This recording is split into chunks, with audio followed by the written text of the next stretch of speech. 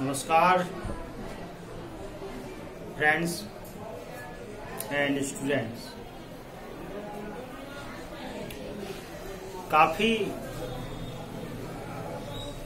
दिनों के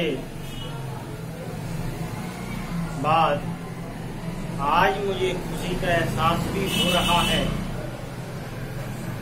और थोड़ा अच्छा भी महसूस हो रहा है मुझे कि मेरा वीडियो बनाना सफल हो रहा है। कमेंट की संख्या भी वही है, लाइक भी हो रहे हैं, साथ ही साथ लोगों का सहयोग भी मिल रहा है। जो मेरे आसपास के परिचित हैं, जो मेरे कांटेक्ट में हैं, वो मुझसे डिमांड भी कर रहे हैं कि सर इसका वीडियो बनाइए, सर उसका वीडियो बनाइए। और जो पढ़ाने का मेथड बताया जा रहा है वो उन्हें समझ में आ रहा है। मुझे खुशी हो रही है इस बात की और आशा है कि आप लोगों को भी ऐसा ही महसूस हो रहा होगा। हाँ, हो सकता है कि वीडियो की क्वालिटी आपको थोड़ा कम लग रही हो। अगर वीडियो की क्वालिटी कम लग रही हो तो कमेंट बॉक्स पे जरूर लिखें, क्योंकि मुझे लग रही है कि थोड़ा मैं इसमें और प्रोग्रेस कर सकता हूँ, इसमें इम्प्रूवमेंट कर सकता हूँ। तो इम्प्रूवमेंट में करूँगा, लेकिन पहले आपको पता चल जाए कि हाँ भाई क्लियर बोर्ड आ रहा है कि नहीं आ रहा है, शब्दों को क्लियर समझ में आ रहा है कि नहीं आ रहा है, इसका भी आपको ज्ञान हो।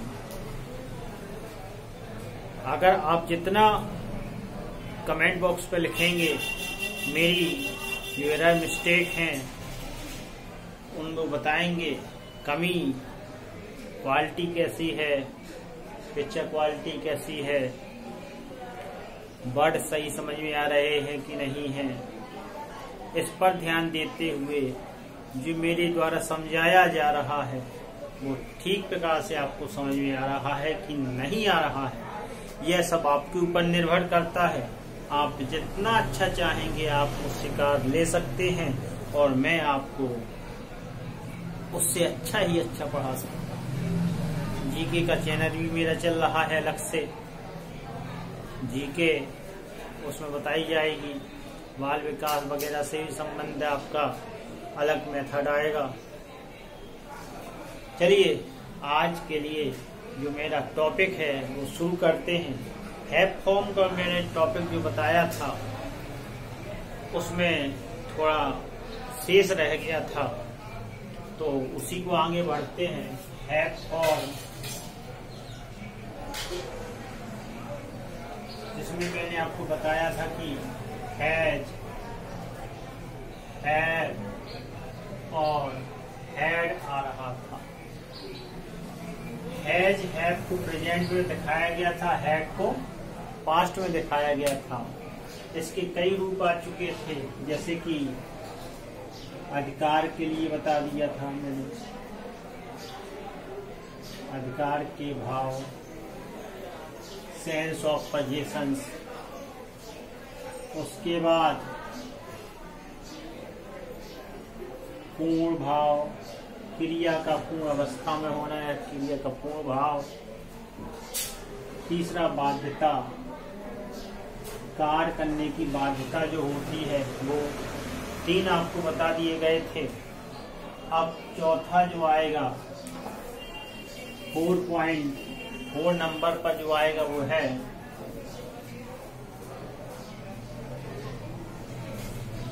शर्त सूचक, जिसे हम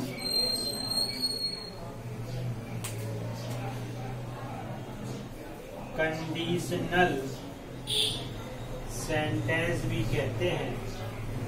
कंडीशनल सेंटेंस में बताया था कि भाई इसका अलग से वीडियो मैं आपको बताऊंगा, लेकिन हैव का फॉर्म ही इसमें एक आता है, इसलिए यहाँ उस टॉपिक को समझाना आवश्यक है। इसके समझाए बिना हैव का फॉर्म पूरा नहीं होता है। इसलिए अब देखिए, शर्त सूचक का मतलब हो गया कि भाई शर्त तो दी जाएगी। और शर्त जो होगी उसी के अनुसार भाव तय होगा। भाव यानी कि सेंस जो निकलेगा उसी के अनुसार वाक्य को बनाया जाएगा। तो शर्त कह रहा है कि ऐसी शर्त हो जो पूर्ण की जा सकती थी, कोई मतलब विशेष नहीं थी, पूर्ण की जा सकती थी। और चूंकि वह शर्त पूरी नहीं हुई तो क्रिया जो रहेगी वो भी इनकम्प्लीट रहेगी, वो भी पूर्ण नहीं होगी, यानी कि वो क्रिया का जो भाव कहना चाह रहा था वो भी इनकम्प्लीट रहेगा। शर्त जो पूर्ण अवस्था में यानी पूर्ण की जा सकती थी लेकिन पूर्ण नहीं की गई, अतः परिणाम भी उसका जो रहेगा वो पूर्ण नहीं होगा। आपको पता है कि भाई ऐसे वाक्य एक से बने होते हैं, या फिर उसके बाद शर्त का भाव होता है, शर्त सूचक सेंस दिया जाता है, भाव यानी कि, और इसको अगर यहाँ न लगा तो कॉमा होता है। दूसरे वाक्य में यहाँ वाक्य का परिणाम होता है, परिणाम सूचक भाव यानी कि होते हैं इसमें।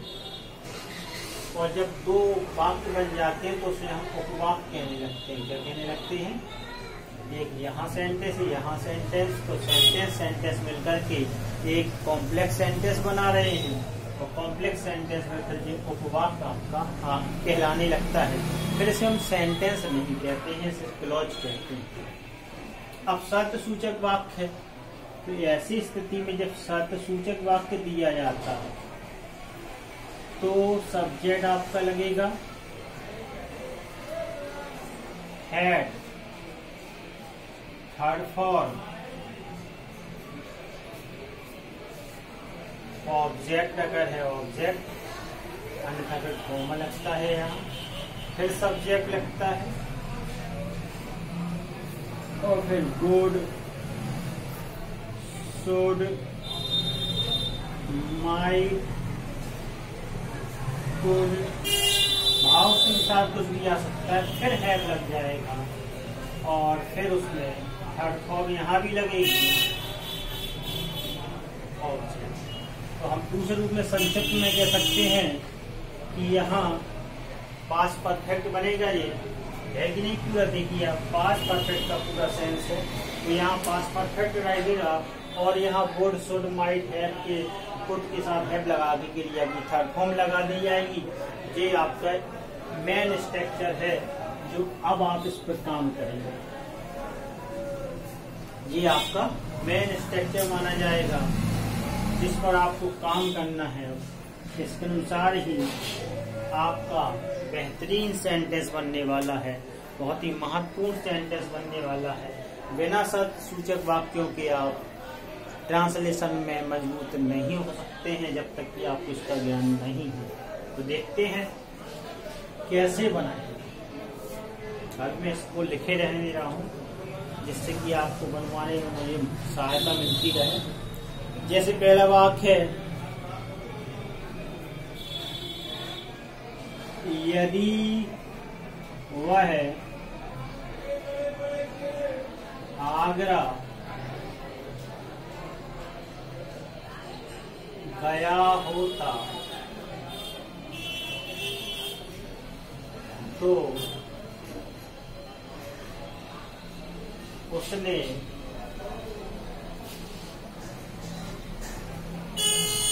ताजमहल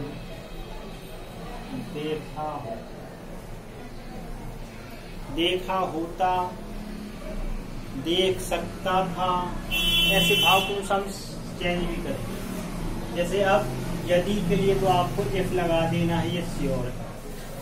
यदि के लिए आपको क्या लगा देना, इफ श्योर है। अब हैड लगना है, पहले तो कर्ता देख ले। तो कर्ता मैंने आपको अपने 2 वीडियो में बताया है कि कैसे ट्रांसलेशन करेंगे।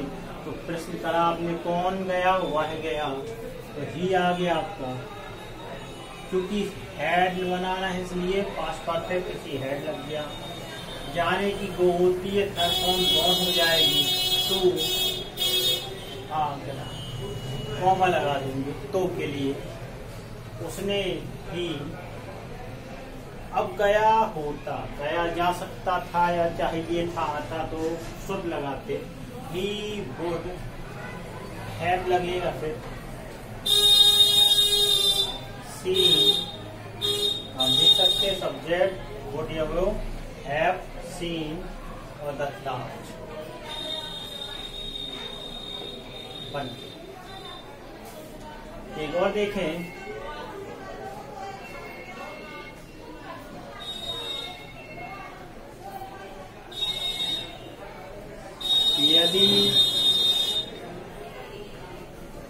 यदि तुमने या तुम स्टेशन पहुंच गए होते तो माता जी से मिल सकते थे। यदि तुम स्टेशन पहुंच गए होते तो माता जी से मिल सकते। अब देखिए इफ है, लगा दिया, यू तुम हैड रीच्ड द स्टेशन पहुंच गए होते, ठीक है। तो के लिए था मदर कॉमा मदर सॉरी तो माता जी से मिल सकते थे। कर्ता यहाँ नहीं लिखा है लेकिन माना जाएगा वही। तो तुम माता जी से मिल सकते थे, यहाँ छुपा हुआ तुम है जिसे हम यू ही मानेंगे। यू अब सकते थे यानी कि संभावना बता रहा है, might have met to the mother, माता जी से मिल सकते थे।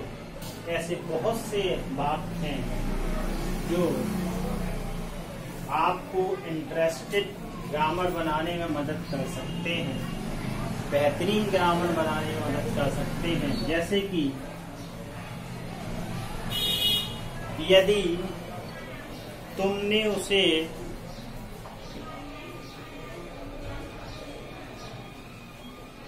ना पीटा होता तो वह तुम्हारी मदद कर सकता था, आ गया, संभावना ही है। तो यदि यानी कि इफ तुमने, इसका दोनों का वाक्य करता अलग अलग है। यू हैड नेगेटिव इसलिए नॉट बीटेन हिम यानी कि उसे, तो के लिए कॉमा लगा दिया। ही सकता था, माइट हैव हेल्प्ड यू। आया ना, आया समझ में। एक और देख लीजिए,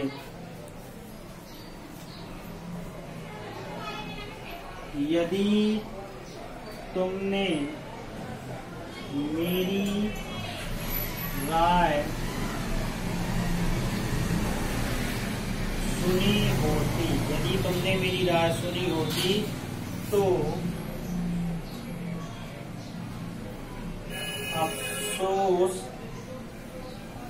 अफसोस नहीं करना पड़ता, नहीं करना पड़ता। तो तुम्हें अफसोस नहीं करना पड़ता, ठीक है ना। ये भी वाक्य नेगेटिव है, ये नहीं है नेगेटिव। कैसे बनाएंगे? इफ यू, यदि तुमने मेरी राय सुनी होती। इफ यू, अब सुनने की क्या लगाएंगे, मतलब राय सुनी होती का मतलब केयर करना है ना, ध्यान देना है ना। If you had heed on my words, ऐसा लगा सकते हैं, है ना। और अगर ऐसा नहीं करने तो केयर लगा सकते हैं। जैसे इसके स्थान पर हम केयर और माई एडवाइस लगेगा, एडवाइस ऐसे भी लिख सकते हैं।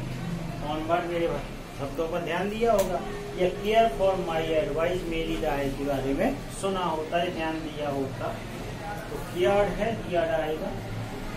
केयर फॉर माई एडवाइस, तो के लिए कॉमा लगा देंगे, यू, और फिर आपका पढ़ता यानी कि गुड लगेगा, गुड नेगेटिव इसलिए नॉट आ जाएगा, वुड नॉट हैव लगना है ये, रिग्रेटेड माना होता पछताना, रिग्रेट यानी पछताए होते तो मैं पछताना ना पड़ता। यहाँ आपका आ गया कि किस प्रकार से आप कंडीशनल सेंटेंस को बना सकते हैं। कंडीशनल सेंटेंस का ये टॉपिक बहुत ही इम्पोर्टेंट है, इसको और मैं अच्छी तरह से कंडीशनल सेंटेंस में ले जा सकता हूँ। अब उसके बाद आता है, मैंने बताया था कि हैज, हैव, हैड का अर्थ टेक, ईट, रिसीव और गेट भी होता है। तो इनके अर्थ में भी आप इसका प्रयोग कर सकते हैं। उसमें क्या होता है कि मेन वर्ब के रूप में कार्य करता है, यानी सब्जेक्ट आपका होता है, उसके बाद यहाँ मेन वर्ब होती है और ऑब्जेक्ट जो होता है वो ऑब्जेक्ट होता है। ये आपका इसका स्ट्रक्चर होता है एक किस्म का। जैसे उसने कहा मैंने नाश्ता ले लिया, पास्ट है।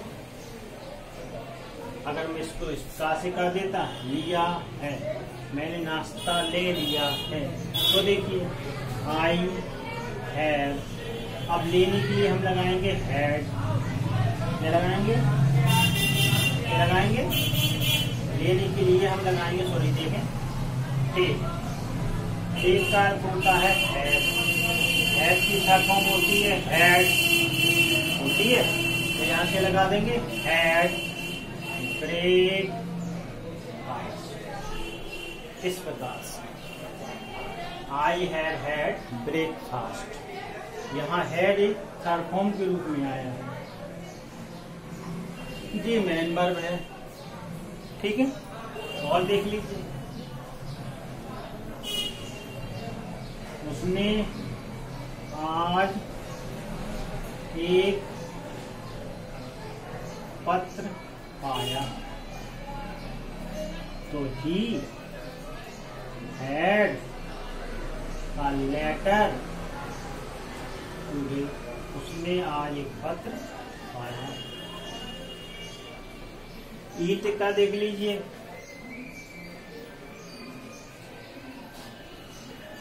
तुमने खाना खाया, तुमने खाना खाया, तो यू हैड फूड, भोजन करना। हैड यहाँ हैज और हैव की सेकेंड फॉर्म जो होती है वो हैड होती है, इसलिए यहाँ सेकेंड फॉर्म के रूप में है, यहाँ यह थर्ड फॉर्म के रूप में, ये यहाँ सेकेंड फॉर्म के रूप में यूज हुआ है ना। और रिसीव और गॉट एक ही होता है, तो आप उसको अंदाजा कर सकते हैं ये इस प्रकार से।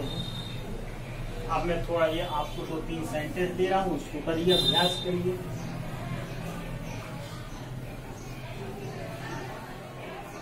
जैसे मैं लिख दूं, अगर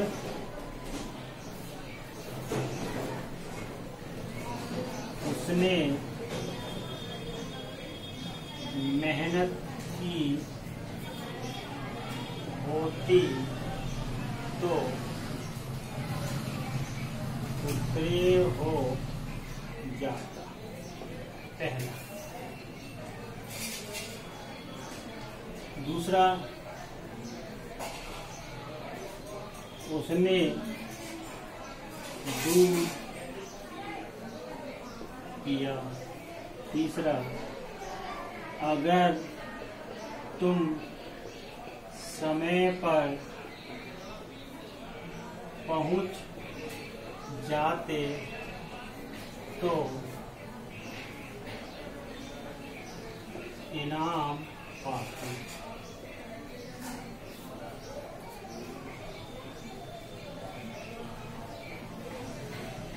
मैंने पहले ही तुम्हें सूचित कर दिया। जी आप बनाइए, अभ्यास करिए। अगर डाउट हो तो आप मुझसे पूछ सकते हैं। अगले वीडियो में फिर आपसे नए टॉपिक के साथ मुलाकात होगी। जब तक के लिए आपसे विदा लेना चाहूँगा। अगले वीडियो में फिर आपसे मिलेंगे। तब तक के लिए जय हिंद, जय